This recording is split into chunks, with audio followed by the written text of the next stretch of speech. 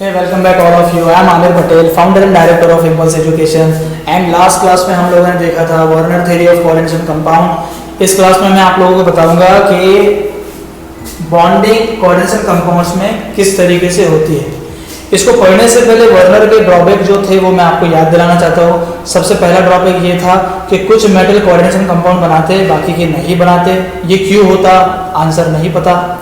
दूसरा कि अकेला कोऑर्डिनेशन नंबर मॉलिक्यूल की ज्योमेट्री कैसे डिसाइड करता, ये भी वर्नर ने नहीं बताया। तीसरा एंड लास्ट ये था कि वर्नर ने ये भी नहीं बताया कि मॉलिक्यूल्स का मैग्नेटिक प्रॉपर्टी या उसका ऑप्टिकल प्रॉपर्टी क्यों होता। तो ये कुछ हमारे पास क्वेश्चंस थे जिनको हम लोगों ने ढूंढा अपार्ट फ्रॉम वर्नर थ्योरी। ये थ्योरी को एक्सप्लेन करने के लिए वर्नर ने काफ़ी सारे डिफरेंट मॉलिक्यूल्स लिया था अलग अलग कंपोजिशन में, जो कि मैंने आप लोगों को बताया था डिटेल में।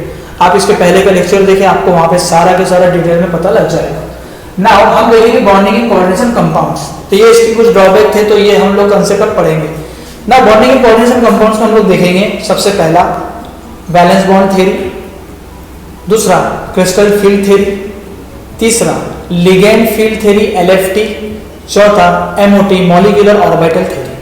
LFT जो है वो आपको जेई में, मेंस में, एडवांस में, नीट में, 12th बोर्ड में नहीं है। वो आप लोग हायर लेवल पे पढ़ते हो जब आप लोग PhD वगैरह करते हो, ठीक है, या मास्टर लेवल केमिस्ट्री पढ़ोगे तब। आप valence bond theory, crystal field theory, molecular orbital theory, VBT, CFT, MOT, ये आप लोग यहाँ पे पढ़ोगे। VBT आपने यहाँ पे पढ़ा होगा केमिकल बॉन्डिंग में, MOT भी आपने केमिकल बॉन्डिंग में पढ़ा होगा, CFT आप लोग यहाँ पे पढ़ोगे कोऑर्डिनेशन कंपाउंड। लेकिन यहाँ पे VBT हम लोग वापस से रिवाइज करेंगे, जिसकी वजह से आप लोगों को बहुत आसानी हो जाएगी इस पर्टिकुलर टॉपिक को समझने के लिए। तो सबसे पहले हम लोग देखेंगे valence bond theory, valence bond theory VBT। तो इसके कुछ पोस्टुलेट है, कुछ इसके रूल्स है कि कोऑर्डिनेशन कंपाउंड कब बनेगा। देखो दो चीजें, एक सेंट्रल मेटल एटम है और दूसरा क्या है, लिगेंड है। तो इनमें ऐसी क्या क्या प्रॉपर्टी होनी चाहिए कि कोऑर्डिनेट बॉन्ड बन जाए और हमारा कोऑर्डिनेशन कंपाउंड बन जाए, है ना। वो सारा के सारा हम लोग वैलेंस बॉन्ड थ्योरी के कुछ पॉइंट से समझने की कोशिश करेंगे। इसके भी काफी सारे ड्रॉबैक है, जिसके जो ड्रॉबैक को ओवरकम करता है क्रिस्टल फील्ड थ्योरी। तो एक एक करके हम लोग स्टार्ट करते हैं। तो नेक्स्ट हम लोग देखते हैं इसके पॉइंट्स। सबसे पहला पॉइंट है मेटल्स प्रोवाइड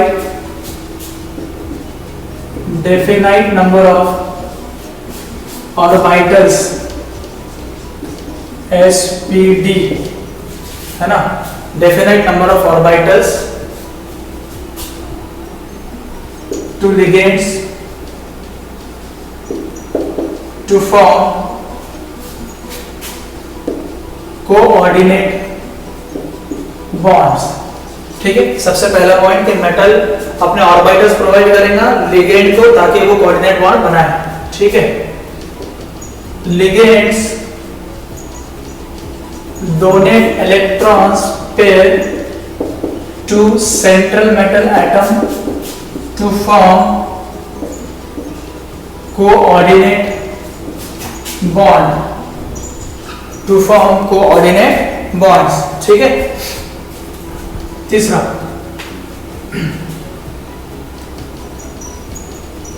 मेटल, इसको मैं ऐसा लिखता हूं, central metal atom and ligands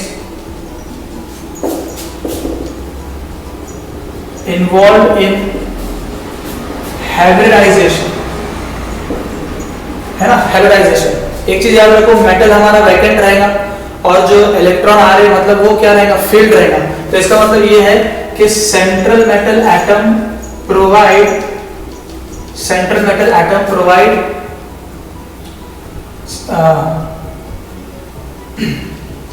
vacant hybrid orbitals, vacant hybrid orbital नहीं, वैकेंट ऑर्बिटल्स। या हम लोग इस पॉइंट को और सिंप्लीफाई कर सकते, इस पॉइंट को हम लोग और सिंप्लीफाई कर सकते vacant orbitals of central metal atom and filled orbitals of ligands, filled orbitals of ligand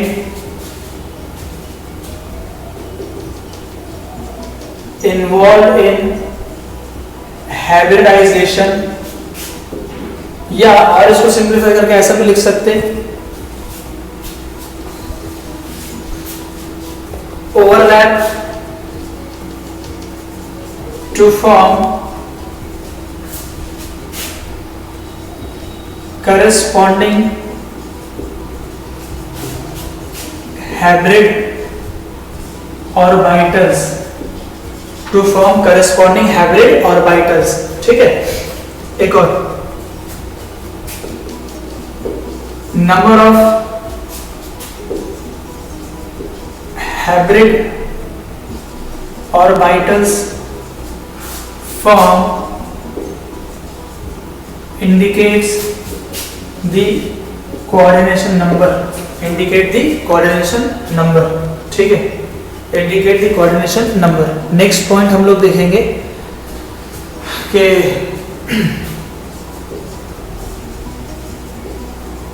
geometry of molecule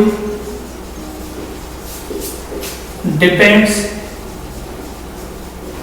upon the hybridization. Geometry of molecule is depends upon the hybridization, is depend upon the hybridization. ठीक है, ये कुछ points है. अब हम लोग अच्छा ये नोट करो, इसके बाद कुछ और भी पॉइंट है. देखो वर्नर थ्योरी में हम लोग क्या करते थे, कोऑर्डिनेशन नंबर के हिसाब से ज्योमेट्री बताते थे, है ना. 6 अगर रहा तो ऑक्टाहेड्रल, 4 रहा तो, लेकिन ऐसा नहीं है. हम लोग क्या करेंगे, हाइब्रिडाइजेशन देखेंगे उसका, और हाइब्रिडाइजेशन देखने के बाद हम लोग पता लगाएंगे कि उसका ज्योमेट्री क्या रहेगा. ठीक है, जो कि वर्नर का ड्रॉबैक था. ये पॉइंट लिखो बेटा, फिर मैं वीडियो को पॉज कर लो आप और पॉइंट्स लिख लेना.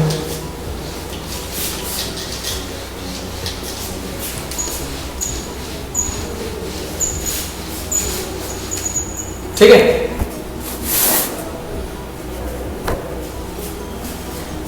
इसी के नीचे नेक्स्ट पॉइंट, अगर आपका हाइब्रिडाइजेशन sp रहा, अगर आपका हाइब्रिडाइजेशन क्या रहा sp, तो उसका ज्योमेट्री क्या होगा, लीनियर. उसका ज्योमेट्री क्या होगा, लीनियर. sp2 रहा तो trigonal planar, trigonal planar. sp3 रहा तो टेट्राहाइड्रल. dsp2 रहा तो स्क्वायर प्लेनर. dsp2 रहा तो क्या हो जाएगा, स्क्वायर प्लेनर. d2sp है ना, आई एम सॉरी, dsp3 अगर रहा तो आपका रहेगा ट्राइगोनल बाय पिरामिडल. ठीक है, dsp3 रहा तो, और d2sp3 अगर आपका रहा, d2sp3 तो आपका रहेगा ऑक्टाहेड्रल. हाँ, आपका रहेगा ऑक्टाहेड्रल. ऑक्टाहेड्रल बराबर है sp2 sp3 dsp2 dsp3 d2sp3 octahedral. ठीक है, ऑक्टा मैं लिखता हूँ वापस से, ऑक्टाहेड्रल. ठीक है, और आपका d3sp3 रहा, d3sp3 तो इसका हो जाएगा पेंटागोनल बाय पिरामिडल. ठीक है, ये आपको याद रखना है, और एक एक का हाइब्रिडाइजेशन कैसे निकालते हैं वो भी मैं आपको सिखा दूंगा. ठीक है, नेक्स्ट पॉइंट लिखना है हमको. नेक्स्ट पॉइंट लिखना है,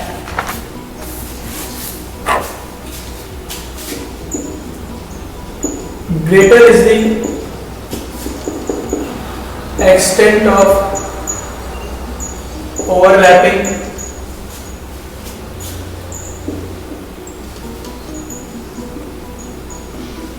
स्ट्रॉन्गर इज दी बॉन्ड, जितना बॉन्डिंग का एक्सटेंट ज्यादा होगा उतना ही कोवेलेंट बॉन्ड क्या बनेगा, मजबूत बनेगा। ये इंपॉर्टेंट पॉइंट है, याद रखना। If n-1 d orbital is used,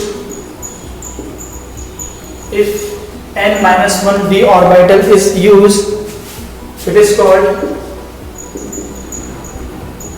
inner orbital complex, IOC, inner orbital complex, ठीक है। if nd orbital is used, मतलब हाइब्रिडाइजेशन में, बॉन्ड फॉर्मेशन में, then it is called outer orbital complex, OOC, ठीक है। Inner orbital complex and outer orbital complex, ये आप simply इसको इनर कॉम्प्लेक्स भी बोल सकते हैं, आउटर कॉम्प्लेक्स भी कह सकते हैं, ठीक है। नेक्स्ट पॉइंट देखो, if there is unpaired electrons, then उस कोऑर्डिनेशन मॉलिक्यूल का या उस कोऑर्डिनेशन कॉम्प्लेक्स का जो मैग्नेटिक नेचर हो जाएगा वो हो जाएगा पैरा मैग्नेटिक। क्या हो जाएगा, paramagnetic. If no unpaired electrons, सारे के सारे पेयर्ड रहेंगे, वो हो जाएगा डायमैग्नेटिक। क्या हो जाएगा, डायमैग्नेटिक। समझ में आएगी चीजें आपको? तो ये कुछ पॉइंट्स से वैलेंस बॉन्ड थ्योरी के नोट करो, फिर मैं आप लोगों को इसके एग्जांपल्स के थ्रू समझाता हूँ। चलो हम लोग देखेंगे अभी structure of complex compound based on VBT. जो मैंने अभी आपको वीबीटी के पोस्टुलेट बताया, वापस से थोड़ा बता देता हूँ कि सबसे पहला पॉइंट क्या था, हिंदी में बताता हूँ। वैकेंट मेटल क्या करेंगे, अपने ऑर्बिटल्स को प्रोवाइड करेंगे, ठीक है, कि भैया लिगेंड आए और उसके साथ कोऑर्डिनेट बॉन्ड बनाए। लिगेंड क्या है, अपने इलेक्ट्रॉन पेयर डोनेट करेंगे और वो भी सेंट्रल मेटल एटम के साथ क्या करेंगे, बॉन्ड बनाएंगे। तीसरी बात, वैकेंट मेटल एटम है और लिगेंड ऑलरेडी इलेक्ट्रॉन लेके आ रहा है, मतलब वो फील्ड रहेगा। इसका मतलब ये होगा कि जब दोनों के बीच में हाइब्रिडाइजेशन होगा तो मेटल का वैकेंट ऑर्बिटल यूज होगा और लिगेंड का फील्ड ऑर्बिटल यूज होगा, और वो ओवरलैप करके क्या बनाएंगे, बॉन्डिंग बनाएंगे, बॉन्ड बनाएंगे। चौथा, हम लोग कोऑर्डिनेशन नंबर के हिसाब से पहले हम लोग देखते थे, यहाँ पे हम लोग हाइब्रिडाइजेशन के हिसाब से हम लोग ज्योमेट्री चेक करेंगे। एक और चीज, जितने भी vacant orbital metal atom provide करेगा उतना ही उसका कोऑर्डिनेशन नंबर भी हो जाएगा। Suppose vacant orbital 4 atom provide कर रहा है, आई एम सॉरी, एक एटम 4 ऑर्बिटल प्रोवाइड कर रहा है, तो इसका मतलब उसका कोऑर्डिनेशन नंबर कितना हो गया, 4। सपोज अगर वो 6 कर रहा है तो उसका कोऑर्डिनेशन नंबर कितना हो गया, 6 हो गया। एक और चीज, जितना भी हाइब्रिडाइजेशन का एक्सटेंट होगा उतना ही कोऑर्डिनेट बॉन्ड भी स्ट्रांग बनेगा। नाउ अगर n-1d, d से पहले वाले ऑर्बिटल यूज हो जा रहे हैं तो उसे हम लोग कहेंगे क्या, इनर ऑर्बिटल कॉम्प्लेक्स या इनर कॉम्प्लेक्स, और अगर d ऑर्बिटल यूज होगा तो उसे हम लोग कहेंगे आउटर ऑर्बिटल कॉम्प्लेक्स, ठीक है। एक और पॉइंट, अगर आपको मॉलिक्यूल में कोई भी अनपेयर्ड इलेक्ट्रॉन दिखाई दे, एक unpaired electron, single electron, 2 single electron, तो it is called as paramagnetic in nature. और अगर आपको कोई भी इलेक्ट्रॉन फील्ड पेयर्ड ना दिखाई दे, सारे के सारे आपको इलेक्ट्रॉन पेयर्ड दिखाई दे, तो हम लोग इसे कहेंगे डायमैग्नेटिक इन नेचर। एक और इसमें कंसेप्ट है जो कि मैंने यहाँ पे अभी दिखाया नहीं, मुझे अभी याद आ गया। एक होता है हाई स्पिन कॉम्प्लेक्स, एक होता है लो स्पिन कॉम्प्लेक्स। ये दोनों को यहाँ एक्सप्लेन करने से बेटर है जब मैं यहाँ पे बोर्ड पे आप लोगों को बताऊंगा तो वहां पे ज्यादा समझ में आएगा, ठीक है। तो स्टार्ट करते हैं हम लोग। सबसे पहले एग्जांपल लेते हैं NiCl4 2-, NiCl4 2-, ठीक है। ये एग्जांपल है, देख लो मैं एक बार, ठीक है। NiCl4 2-, ये हमारे पास एग्जांपल है। ध्यान देना, पहला ही स्ट्रक्चर का अगर आपको समझ में आ गया तो इसके बाद के जितने स्ट्रक्चर रहेंगे सब आप लोग अच्छे से कर लेंगे। सबसे पहले हम लोग को क्या करना है कि निकेल का ऑक्सीडेशन स्टेट निकालना है। तो हमको पता है कि निकेल का ऑक्सीडेशन स्टेट कितना है, X-4 इक्वल टू -2, तो X इक्वल टू कितना है इस पे, +2, मतलब निकेल पे +2 चार्ज है। देखो कुछ स्टेप बता रहा हूं, वही स्टेप बाय स्टेप आप लोग सारी चीजें फॉलो करना। सबसे पहले आप लोग निकेल का इलेक्ट्रॉनिक कॉन्फ़िगरेशन देखो। तो कितना है एरागोन 3d8 4s2, ठीक है 28 है ना, तो 18 और ये 10, ठीक है 28 इलेक्ट्रॉन्स निकेल में हो गए। एरागोन 3d8 4s2। अब 3d बना। अच्छा ये बनाने से पहले क्या करो, ऑक्सीडेशन स्टेट कितना है इसका, ऑक्सीडेशन स्टेट कितना है 2+, इसका मतलब क्या होगा एरागोन 3d8 4s0, ये 2 इलेक्ट्रॉन चलेगा, इसी का ऑक्सीडेशन स्टेट +2 है ना। सपोज किसी का ऑक्सीडेशन स्टेट +1 है तो 1 इलेक्ट्रॉन गया, 2 है तो 2 इलेक्ट्रॉन गए, 3 है तो 3 इलेक्ट्रॉन गए, 4 है तो 4 इलेक्ट्रॉन गए। तो जो लास्ट वैलेंस आपका ऑर्बिटल रहेगा, शेल रहेगा, उसमें से इलेक्ट्रॉन को हमको क्या करना है, निकाल देना है। तो यहाँ पे 4s है तो ऑब्वियसली 2 इलेक्ट्रॉन हम लोग, ऑक्सीडेशन स्टेट इसका +2 है तो ये 2 इलेक्ट्रॉन यहाँ से हम लोग रिमूव कर लेंगे। अब इसका ऑर्बिटल डायग्राम बना, Ni2+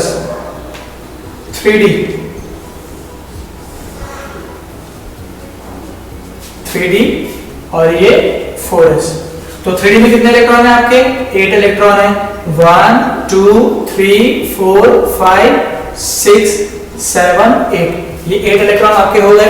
चलो मुझे एक बात बताओ, आपके पास मेहमान कितने आ रहे हैं, कितने मेहमान आ रहे हैं आपके पास, 4 क्लोरीन है, मैं इसको मेहमान बोलता हूँ। देखो कैसा है, हमने पहला पॉइंट देखे थे कि metal atom provide the vacant orbital, लेकिन यहाँ पे वैकेंट ऑर्बिटल कितने हैं आपके पास, एक है कि कितने हैं, देखो 4s है और हमारे पास मेहमान कितने आ रहे हैं, 4 मेहमान आ रहे हैं और हमारे पास एक ही अवेलेबल है, तो हम लोग को तो भाई अरेंज करना पड़ेगा ना। हाँ कभी मेहमान जब हमारे घर पे आता, 5 लोग आ गए और 3 लोगों की बैठने की जगह है, तो हम लोग तो कुर्सी चेयर अरेंज कर लेते कहीं ना कहीं से, उसी तरीके से हम लोग को यहाँ पे भी वो क्लोरीन को बिठाने के लिए अरेंजमेंट करने पड़ेंगे। तो आपको एक बात याद दिला दो, 4s के बाद 4p भी खाली बैठा है, वो स्टोर रूम में हमारे 3 सोफे रखे हुए हैं। हाँ 4p में कितने ऑर्बिटल रहते, 3 ऑर्बिटल रहते। तो क्या मेहमानों के लिए 4 वैकेंट ऑर्बिटल आपके पास अरेंज हो गए, 4 चेयर आपने अवेलेबल करवा लिए, पक्का समझ में आया। नाउ अब यहाँ पे एक और चीज आपको ध्यान देने की जरूरत है, ये जो Cl4 है, जो अपकमिंग लिगेंड है, उसका नेचर क्या है, उसके 2 टाइप के नेचर, लिगेंड के 2 टाइप के नेचर होते हैं। सबसे पहला नेचर होता है स्ट्रॉन्ग फील्ड लिगेंड, दूसरा होता है वीक फील्ड लिगेंड, जो कि इस VBT का सबसे बड़ा ड्रॉबैक है। स्ट्रॉन्ग फील्ड लिगेंड और वीक फील्ड लिगेंड को VBT ने एक्सप्लेन नहीं किया, वो हम लोग क्रिस्टल फील्ड थ्योरी में देखते हैं। तो मैं क्या करता हूँ, ये वीडियो को पॉज करके एक फोटो डालता हूँ यहाँ पे, आप लोग देख लेना कि स्ट्रॉन्ग फील्ड और वीक फील्ड लिगेंड का एक डिक्रीजिंग ऑर्डर है, जिसमें अमोनिया को हम लोग न्यूट्रल देते हैं, and this decreasing order of ligand strength और ligand power is called spectrochemical series. क्या कहते हैं, स्पेक्ट्रोकेमिकल सीरीज, ठीक है। तो स्पेक्ट्रोकेमिकल सीरीज अभी आपको मैं ये देखो, ये फोटो में आप लोग देख लो।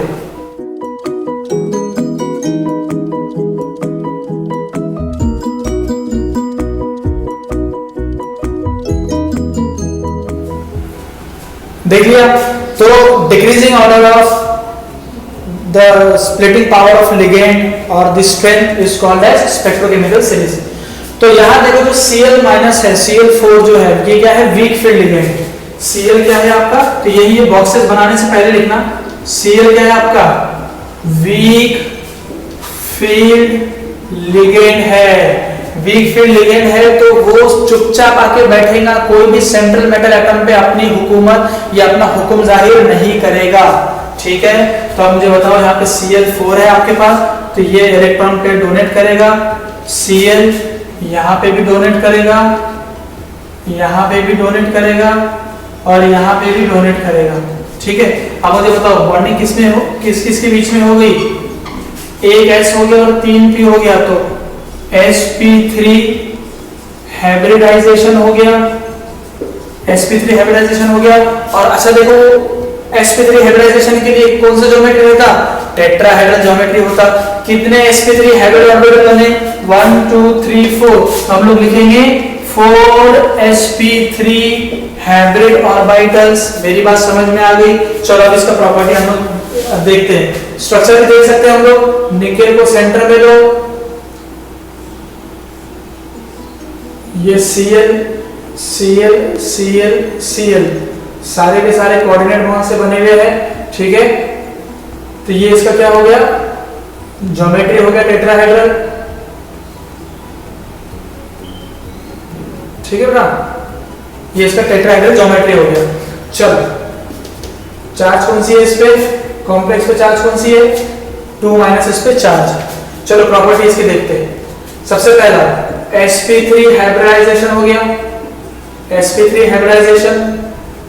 दूसरा क्या आपका ये इसमें आपको अनपेयर्ड इलेक्ट्रॉन नजर आ रहे हैं, इसका मतलब क्या होगा, ये अनपेयर्ड इलेक्ट्रॉन है, मतलब क्या है आपका पैरामैग्नेटिक इन नेचर है, पैरामैग्नेटिक इन नेचर है। अच्छा एक और चीज बताओ, पैरामैग्नेटिक नेचर हो गया, मुझे बताओ जिसमें अनपेयर्ड इलेक्ट्रॉन ज्यादा होंगे तो उसका मैग्नेटिक मोमेंट बढ़ेगा, है ना, मैग्नेटिक मोमेंट बढ़ेगा। इसका मतलब क्या हो रहा कि कॉम्प्लेक्सेस जब आप किसके सामने, मैग्नेट के सामने अगर रखोगे तो वो उसको क्या करेंगे, अट्रैक्ट करेंगे। इसका मतलब वो कौन सा कॉम्प्लेक्स हो जाएगा, हाई स्पिन कॉम्प्लेक्स। क्या हो जाएगा, हाई स्पिन कॉम्प्लेक्स हो जाएगा। समझ में आ गई मेरी बात, पक्का। तो ये sp3 हाइब्रिडाइजेशन हो गया, पैरामैग्नेटिक नेचर हो गया और हाई स्पिन कॉम्प्लेक्स भी ये मॉलिक्यूल हो गया। ये मैंने आप लोगों को बता दिया है, ठीक है, नोट करो, प्लीज नोट दिस।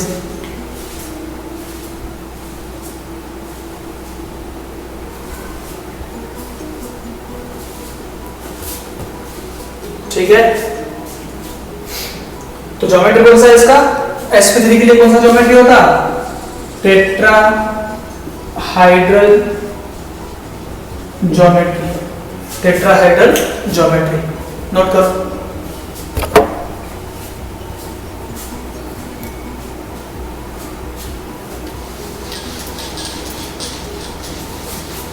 वीडियो को पॉज कर लेना, लिखो अच्छे से।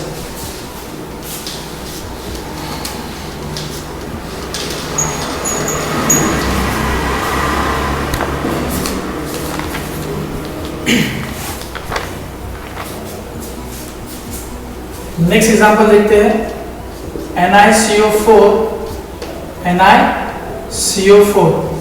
देखो जो CO है ना, हमको सबसे पहले याद रखना है, मेटल का इलेक्ट्रॉनिक कॉन्फ़िगरेशन निकाल लो, मेटल का ऑक्सीडेशन स्टेट निकाल लो, देन लिगेंड का नेचर बताओ। 3 स्टेप किए बगैर आगे बढ़ना नहीं। तो सबसे पहले देखते हैं निकेल का कॉन्फ़िगरेशन 28 है, कितना हो जाएगा, Aragon 3d8 4s2, Aragon 3d8 4s2, ठीक है ना। Ni तो न्यूट्रल है, यहाँ पे तो ऑक्सीडेशन स्टेट निकालने की जरूरत नहीं है, तो Ni यहाँ पे 0 है, कोई ऑक्सीडेशन स्टेट नहीं है, तो ऑब्वियसली फिर वापस से वो एरागॉन 3d8 4s2 हो जाएगा। अब मुझे बताओ CO का नेचर क्या है, स्ट्रॉन्ग फील्ड लिगेंड है, स्ट्रॉन्ग फील्ड लिगेंड है। अब देखो ये strong field ligand, weak field ligand में क्या डिफरेंस है मैं भी बताऊंगा। वीक फील्ड लिगेंड के लिए तो कोई दिक्कत नहीं है, जितने भैया आपने आप चेयर ला के दे दो या सोफा ला के दे दो, हाँ, या वो छोटे बच्चों को चेयर ला के दे दो या शतरंजी दे दो, जो मर्जी चाहे भैया आपको यहाँ बैठना है, वो मेहमान चुपचाप आके बैठेगा, कोई दिक्कत नहीं। लेकिन जो स्ट्रॉन्ग फील्ड लिगेंड रहेगा वहां पे आपकी मर्जी नहीं चलेगी। आप जो ऑर्बिटल या जो चेयर प्रोवाइड कर रहे हैं ना, अब आपकी यहाँ पे मर्जी नहीं चलेगी। देखो कैसे होता है, 3D बना, 3D में कितने इलेक्ट्रॉन, कितने ऑर्बिटल, 5 सब ऑर्बिटल है, 1 2 3 4 5, ये आपका 4s हो गया, ठीक है। तो ये 3D और ये 4s।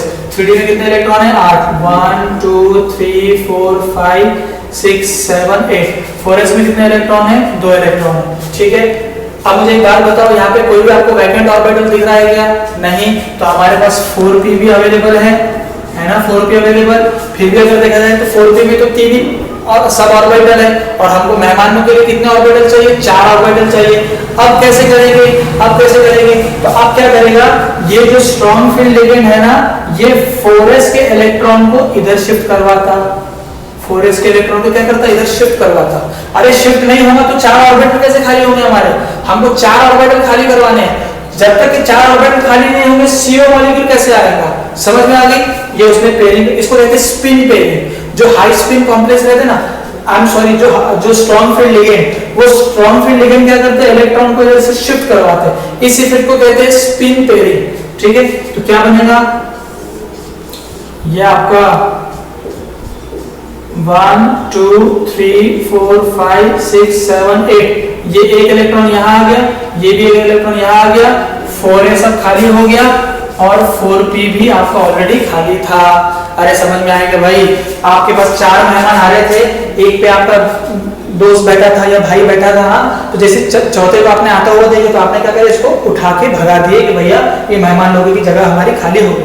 कितने मेहमान आ रहे थे आपके पास? 4। तो 4 में से ये पहला अपना इलेक्ट्रॉन पे डोनेट करेगा CO मॉलिक्यूल, ये दूसरा डोनेट करेगा CO, ये तीसरा और ये चौथा मॉलिक्यूल। मुझे एक बात बताओ, कौन सा हाइब्रिडाइजेशन हो गया, जल्दी बताओ। एक S यूज हुआ और 3 P यूज हुए, तो sp3 हाइब्रिडाइजेशन हो गया। कितने हाइब्रिड ऑर्बिटल मिले? 1 2 3 4, तो 4 FO4 sp3 हाइब्रिड ऑर्बिटल्स भी आपको मिल गए। ठीक है, मुझे एक बात बताओ, इसका जो ज्योमेट्री बनेगा sp3 के लिए कौन सा ज्योमेट्री है? टेट्राहेड्रल है, तो सेम टू सेम आगे निकेल और यहाँ पे क्या आएगा? CO CO CO CO। ठीक है, ये इस तरीके का इसका क्या बनेगा? ज्योमेट्री बनेगा। ठीक है ना, क्योंकि न्यूट्रल है तो मुझे बॉक्स बनाने की जरूरत नहीं है। अब एक प्रॉपर्टी लिखते हैं। सबसे पहला क्या है? sp3 हाइब्रिडाइजेशन है। ठीक है, sp3 हाइब्रिडाइजेशन तो ज्योमेट्री क्या है इसका? टेट्राहेड्रल ज्योमेट्री है, टेट्राहेड्रल है। ठीक है, मुझे एक बात बताओ, ये नीचे वाले में देखो, क्या आपको कोई अनपेयर्ड इलेक्ट्रॉन नजर आ रहा? एक आधा सिंगल इलेक्ट्रॉन कहीं भटका हुआ नजर आ रहा? क्या नहीं नजर आ रहा। और जब सारे के सारे इलेक्ट्रॉन पेयर्ड हो तो हम लोग मैग्नेटिक नेचर क्या कहेंगे? डायमैग्नेटिक नेचर हो जाएगा। ठीक है, डायमैग्नेटिक नेचर हो जाएगा। अब मुझे एक बात बताओ, जब यहाँ पे अनपेयर्ड इलेक्ट्रॉन है ही नहीं, डायमैग्नेटिक है, तो डायमैग्नेटिक तो क्या करते? मैग्नेटिक फील्ड को रिपेल करते। मतलब ये कौन से स्पिन कॉम्प्लेक्स हो जाएंगे? लो स्पिन कॉम्प्लेक्स हो जाएंगे। समझ गए मेरी बात? तो लो स्पिन कॉम्प्लेक्स क्या होंगे? जिनमें मैग्नेटिक मूवमेंट या मैग्नेटिक बिहेवियर नहीं होगा।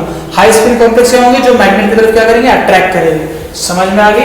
नोट करो, वीडियो को पॉज करो, नोट करो।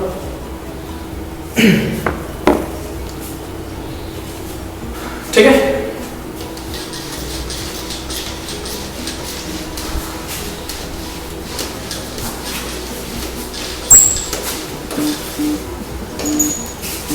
नेक्स्ट देखेंगे।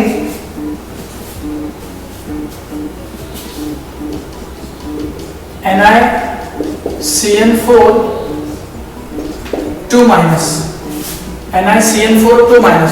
तो ऑब्वियसली NiCN4 2 माइनस सारे के सारे सेम टू सेम एग्जांपल्स मैं आपको बता रहा हूँ, थोड़े बहुत चेंजेस करने के कर रहा हूँ बस। तो बताओ पहले के 3 काम क्या करेंगे? सबसे पहले ऑक्सीडेशन, सबसे पहले इलेक्ट्रॉनिक कॉन्फ़िगरेशन निकालेंगे, दूसरा ऑक्सीडेशन स्टेट देखेंगे और तीसरा लिगेंड का नेचर देखेंगे। तो सबसे पहले हम लोग देख लेते हैं निकेल का इलेक्ट्रॉनिक कॉन्फ़िगरेशन। तो क्या हो जाएगा? एरोगन 3d8 4s2। ठीक है, ऑक्सीडेशन स्टेट कितना है इसका? +2। x -4 इक्वल टू -2, तो x इक्वल टू +2 आ जाएगा। तो Ni अगर 2+ है तो क्या हो जाएगा? एरोगन 3d8 4s0, 2 इलेक्ट्रॉन यहां से गए, है ना। ना जो Cn है, Cn is a strong field ligand. Cn क्या? Strong field ligand. अच्छा ध्यान देना ये एग्जांपल पे, हाँ इसमें नई चीज बताने वाला हूं। बॉक्सेस बनाओ, सेम टू सेम चीज हुई बेटा, कोई कंफ्यूजन की जरूरत नहीं होती। मेरे इस वीडियो को बार बार घुमा फिरा के देखो, लेकिन ये कांसेप्ट सीख लो। ठीक है, तो ये आपका 3d हो गया, ये आपका 4s हो गया। 3d में कितने इलेक्ट्रॉन है? 8, 1 2 3 4 5 6 7 8। 4s में 0 इलेक्ट्रॉन है और आपके पास 4p भी अवेलेबल है। तो यार आपके पास तो बल्ले बल्ले हो गई। क्यों? क्योंकि आपके पास S भी खाली है, P भी खाली है, 4 मेहमान आ रहे हैं, चारों चेयर आपके पास खाली है, आप तो खुशामदीद करोगे। लेकिन ये जो Cn है ना, ये कौन सा? स्ट्रॉन्ग फील्ड लिगेंड है। कौन सा फील्ड लिगेंड है? Strong field. आप उसको प्रोवाइड क्या कर रहे हैं? S नंबर की चेयर और P नंबर की चेयर। ठीक है, sp। भैया ये मेरी 4 चेयर खाली है, Cn मॉलिक्यूल 1 2 3 4, आप आके यहाँ पे बैठ जाओ। लेकिन Cn का यहाँ पे एक मुद्दा है। Cn बोलता कि नहीं, मुझे आपके D में बैठना है। जाके कहाँ पे बैठना है? D में। आप उससे झगड़ा करो, भाई मेरे पास s और ये p, मेरे पास 4 ऑर्बिटल खाली है, आप यहाँ पे आके बैठो, लेकिन due to the nature of strong ये यहाँ पे इंसिस्ट करवाएगा d ऑर्बिटल के इलेक्ट्रॉन को अंदर पेयर करवाने की, तो वो क्या करेगा, ये जो इलेक्ट्रॉन है इसको यहाँ पे वापस से पेयर करवाएगा, इसी को क्या बोलते हैं, स्पिन पेयरिंग कहते हैं, ठीक है ना। क्यों करवाएगा, बिकॉज इसका नेचर क्या है, स्ट्रॉन्ग है, एटीट्यूड वाला है, ईगो वाला है, घमंडी है, मुजोर है, एरोगेंट है कि नहीं मुझे तुम्हारे डी यूज करना है, डी पे बैठना है मेरे, समझ रहे, मुझे डी में आपके बैठना है, तो ठीक है भाई बैठो आके, तो ये बैठेगा 1 2 3 4 5, तो ये 5 वाला तो बेचारा गया, 6 7 8 हो गया, ये इलेक्ट्रॉन इधर आ गया तो ये भी पेड़ हो गया, एस आपका खाली है, पी भी आपका खाली है, तो देखो बेचारा ये कितना मुजो, ये एस और पी 4 यहाँ पे खाली थे, वहां पे नहीं बैठेगा, डी में आके बैठ जाएगा, ये सी एन, यहाँ पे एक सी एन, यहाँ पे एक सी एन, और यहाँ पे भी है सी एन।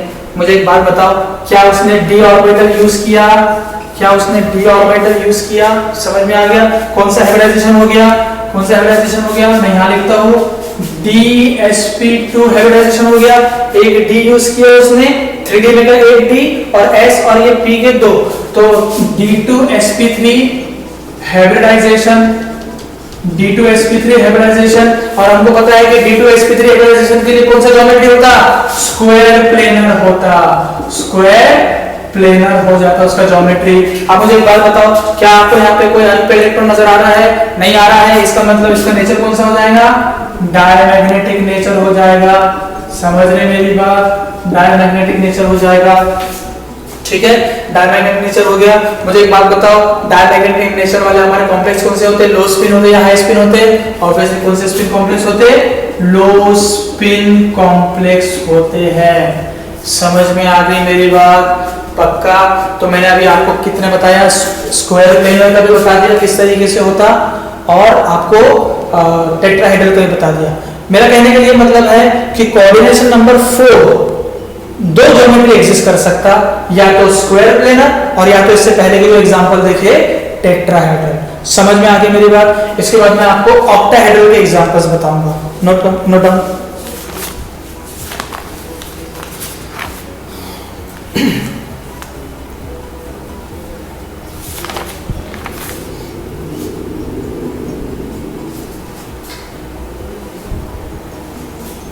ठीक है,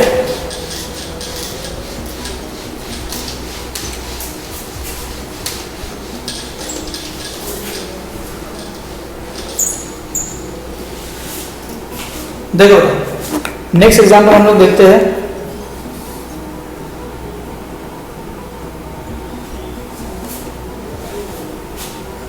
CONH3 6 3+। वैसे तो अमोनियम न्यूट्रल होता, न्यूट्रल लिगेंड होता, लेकिन अगर वो प्लस कंडीशन में अगर एग्जिस्ट करता है तो वो स्ट्रॉन्ग की तरह बिहेव करेगा, ठीक है। तो अच्छा मुझे बताओ कितने काम करेंगे, 3 काम। पहला काम इलेक्ट्रॉनिक कॉन्फ़िगरेशन, दूसरा काम क्या करेंगे, ऑक्सीडेशन स्टेट, तीसरा काम लिगेंड का नेचर। तो बनाओ, सबसे पहला कोबाल्ट कितना है 27, तो एरागोन 3d7 4s2, ऑक्सीडेशन स्टेट कितना है इसका +3 है क्योंकि ये तो न्यूट्रल है, तो CO3+ मतलब 3 इलेक्ट्रॉन निकालने हैं, तो क्या हो जाएगा एरागोन 3d6 4s0, है ना, दो इलेक्ट्रॉन यहाँ से और एक इलेक्ट्रॉन यहाँ से, 3 इलेक्ट्रॉन निकल गए। तो ये हमारा स्टैंडर्ड आपका कॉन्फ़िगरेशन आ गया, ठीक है। अब NH3+ में तो हम लोग यहाँ पे इसको स्ट्रॉन्ग फील्ड लिगेंड कंसीडर करेंगे ना। बॉक्सेस बनाओ, ये d ऑर्बिटल 3d, ये आपके पास 4s, ठीक है। 3d में कितने इलेक्ट्रॉन है 6 इलेक्ट्रॉन, 1 2 3 4 5 6, 4s में 0, मेहमान कितने आ रहे हैं आपके पास 6, और आपके पास वैकेंट तो एक ही है, तो आपको पता होना चाहिए कि आपके पास 4p भी अवेलेबल है ना। अब आपको क्या करना पड़ेगा, एटलीस्ट 6 बॉक्सेस खाली करने पड़ेंगे, तभी तो हमारा 6 बार NH3 आएगा। अब ड्यू टू NH3 यहाँ पे स्ट्रॉन्ग फील्ड लिगेंड है, तो हम लोग यहाँ के दोनों इलेक्ट्रॉन को इधर शिफ्ट कर देंगे। ये इलेक्ट्रॉन आएगा यहाँ पे, ये इलेक्ट्रॉन आएगा यहाँ पे। इसको क्या कहते हैं, स्पिन पेयरिंग कहते हैं, स्पिन पेयरिंग कहते हैं। ठीक है, तो अब क्या बनेगा, 1 2 3 4 5 6, क्या आपके D के 2 ऑर्बिटल खाली हो गए और आपका S भी खाली हो गया और आपके P तो ऑलरेडी खाली थे, तो ये 4s, ये 4p और ये 3d खाली है आपका। मेहमान कितने आ रहे हैं आपके पास, 6 मेहमान आ रहे हैं। क्या आपने धक्का मुक्की करके 6 अरेंजमेंट कर दिए यहाँ पे, ठीक है ना। ये इलेक्ट्रॉन यहाँ पे NH3 डोनेट करेगा, यहाँ पे भी NH3 कोऑर्डिनेट बॉन्ड बनाएगा, यहाँ पे भी कोऑर्डिनेट बॉन्ड बनाएगा, तो टोटल 6 कोऑर्डिनेट बॉन्ड बनेंगे इस मॉलिक्यूल में। समझ गए मेरी बात, जल्दी बताओ। हाइब्रिडाइजेशन D के 2 यूज हुए, ऐसे एक हुआ, P के 3 यूज हुए, तो मैं यहाँ से एक एक पॉइंट लिखता हूँ, जल्दी बताओ।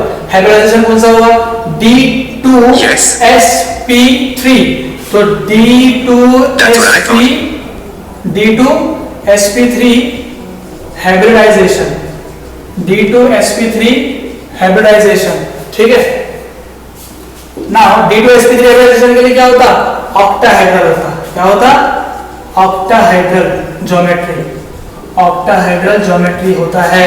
ठीक है, मुझे एक और बात बताओ, क्या इसमें कोई आपको अनपेयर इलेक्ट्रॉन नजर आ रहा, नहीं आ रहा, इसका मतलब ये कौन सा नेचर है, डायमैग्नेटिक नेचर है, डायमैग्नेटिक नेचर हो गया।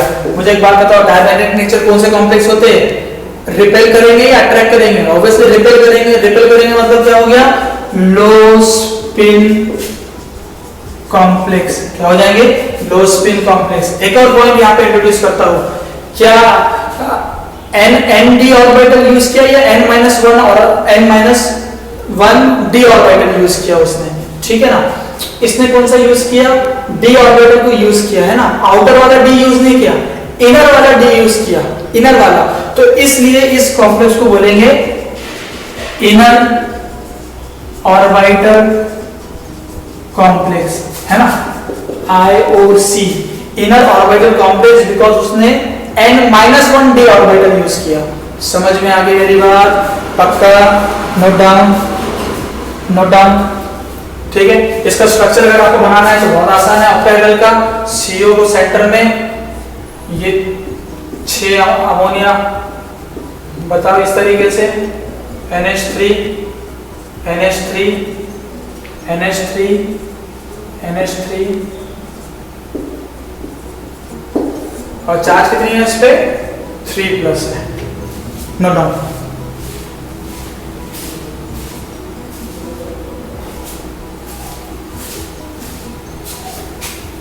नेक्स्ट एंड लास्ट एग्जाम्पल,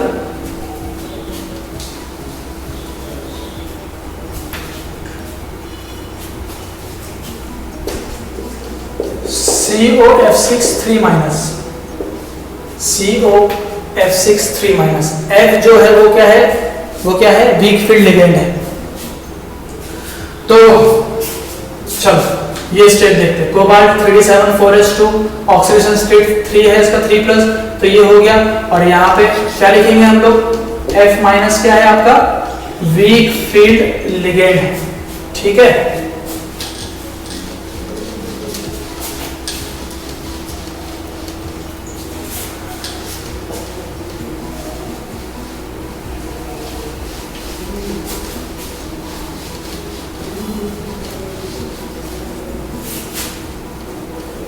चलो देखो ये आपका 3D है, तो 3d6 4s0, 3d6 4s0। मुझे बात बताओ, F- है, आपके पास मेहमान कितने आ रहे हैं, 6 मेहमान आ रहे हैं, तो ये 4s है, ये 4p है। हाँ, अब हम लोग कौन सा यूज करेंगे, 4d यूज करेंगे, 4d। अब आपको एक क्वेश्चन आ रहा होगा कि सर F ने ये क्यों नहीं करवाया, जैसे हमने NH3 ने करवाया था। तो याद रखो, जो मैंने पहले बताया था, जो वीक फील्ड लिगेंड होते, जो बेचारे गरीब मेहमान होते, उनको तुम शतरंजी पे भी बिठा दो या कहीं भी नीचे भी बिठा दो, बोलेंगे ओके भाई बैठने को जगह मिल गई। लेकिन अगर कोई अच्छा बड़ा लेवल का अगर कोई मेहमान आपके घर पे आ रहे हैं तो आप लोग को तो अरेंजमेंट करने पड़ेंगे, है ना। और वो अगर बोलेगा कि नहीं मुझे ये करना है, तो आप लोग उसकी सुनोगे भी। उसी तरीके से F माइनस में इतनी ताकत नहीं है कि वो कोबाल्ट को हुक्म दे कि नहीं मेरे को डी यूज करना है, तो कोबाल्ट बोलेगा बेटा आपको बैठना है तो बैठो वरना जा। लेकिन Cl अगर होता, NH3 अगर होता, तो वो हुक्म देगा तो कोबाल्ट मान लेगा। कोबाल्ट बोलेगा ओके भाई मैं आपको डी में बैठना है, ठीक है डी में बैठो, आपको डी में नहीं बैठना है तो मत बैठो। लेकिन F में या Cl माइनस में इतनी पावर नहीं है कि वो कोबाल्ट को हुक्म दे और डी के ऑर्बिटल को वैकेंट करवाए। तो इसीलिए हमको जो बाहर के वैकेंट ऑर्बिटल है उसी में फ्लोरीन को बिठाना पड़ेगा। तो अब मुझे बताओ कितने फ्लोरीन है आपके पास? 6 फ्लोरीन है। तो ये पहला, ये दूसरा, तीसरा, चौथा, पांचवा, छठा, ठीक है। तो अब मुझे बताओ आपका कौन सा हाइब्रिडाइजेशन हो गया? sp3d2 हाइब्रिडाइजेशन हो गया। चलो पॉइंट लिखते हैं, मोटे मोटे पॉइंट। हाइब्रिडाइजेशन sp3d2 हाइब्रिडाइजेशन हो गया, ठीक है। चलो एक और sp3d2 के लिए कौन सा ज्योमेट्री होता? ऑक्टाहेड्रल ज्योमेट्री होता है, ऑक्टाहेड्रल ज्योमेट्री। तीसरा मुझे एक बात बताओ, क्या इसमें आपको अनपेड इलेक्ट्रॉन नजर आ रहे हैं? बिल्कुल आ रहे हैं, ये बहुत सारे अनपेड इलेक्ट्रॉन है। तो कौन सा मैग्नेटिक नेचर हो जाएगा? पैरामैग्नेटिक नेचर हो जाएगा। कौन सा नेचर हो जाएगा? Paramagnetic nature.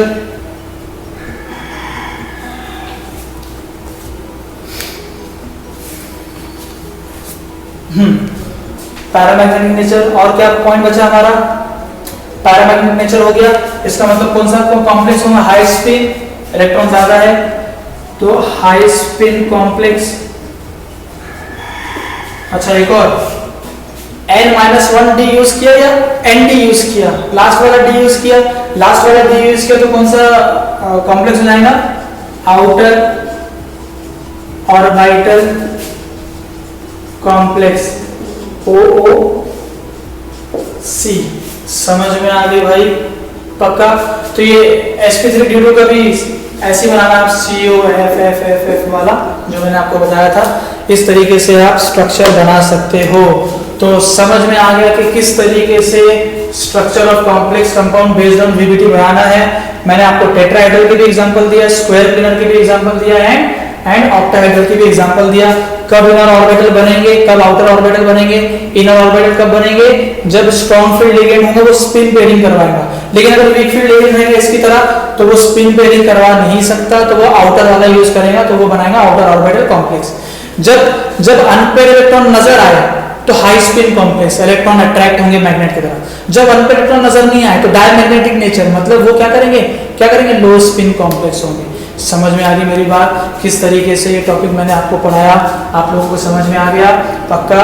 कोई भी टॉपिक हो, कुछ भी करेक्शन हो, मुझे कमेंट के जरिए बताएं, स्क्रीनशॉट लेके मुझे बताएं। Now we will see the limitation of VBT। आपको याद होगा हमने लास्ट क्लास में देखा था कि लिमिटेशन नहीं, हमने लास्ट क्लास में देखा था, पूरी डिटेल में देखा था कि VBT क्या है। फिर VBT के अकॉर्डिंग जो उसके पोस्टुलेट थे उसके बेसिस पे हमने क्या किए थे? कोऑर्डिनेशन कंपाउंड का बॉन्डिंग किए थे।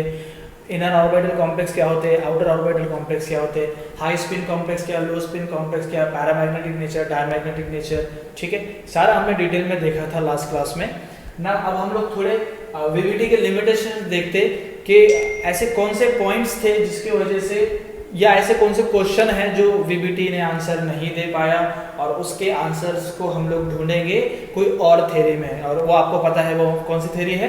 क्रिस्टल फील्ड थ्योरी है। तो सबसे पहला पॉइंट हम लोग देखेंगे VBT का लिमिटेशन का। This theory gives more importance, this theory gives more importance to central metal atom and ignore the ligands। ठीक है, सबसे पहला ड्रॉबैक क्या है इस थ्योरी का कि कि सेंट्रल मेटल एटम को इंपॉर्टेंस देता है, लिगेंड को इग्नोर करता है। दूसरा इंपॉर्टेंस ये है fail to explain colour of complexes. ठीक है, काफी सारे कोऑर्डिनेशन कंपाउंड्स ऐसे हैं, काफी सारे कोऑर्डिनेशन मॉलिक्यूल्स या कॉम्प्लेक्सेस ऐसे हैं जो कि कलर शो करते हैं, वो क्यों शो करते हैं ये भी वीबीटी ने एक्सप्लेन नहीं किया। ठीक है, it fails to explain absorption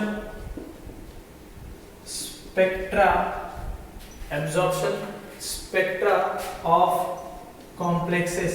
It fails to explain the absorption spectra of the complexes.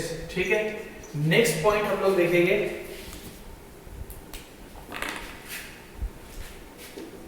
it does not explain the stability of complexes. It does not explain the stability of complexes. ठीक है, एक और point जो कि मैंने आपको पढ़ाते वक्त ही बताया था, it fails to explain the strong field and weak field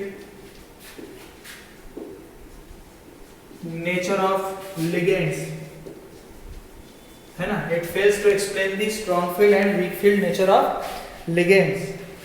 Next, some ligands are labile and inert.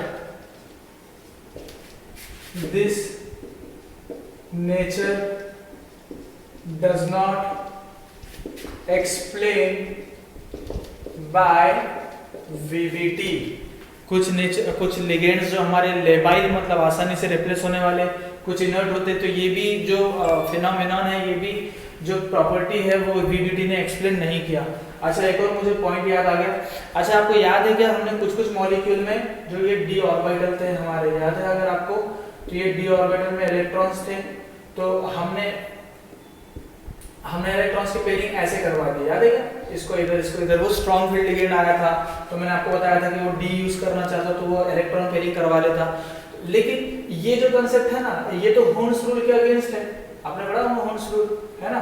होर्न्स rule तो बोलता है भैया कि ऐसा पॉसिबल नहीं है, लेकिन ये थ्योरी में ऐसा होता है। तो हम लोग लिख सकते हैं कि in some complexes under the influence of ligand, in some complexes under the influence of ligand, in some complexes under the influence of ligands,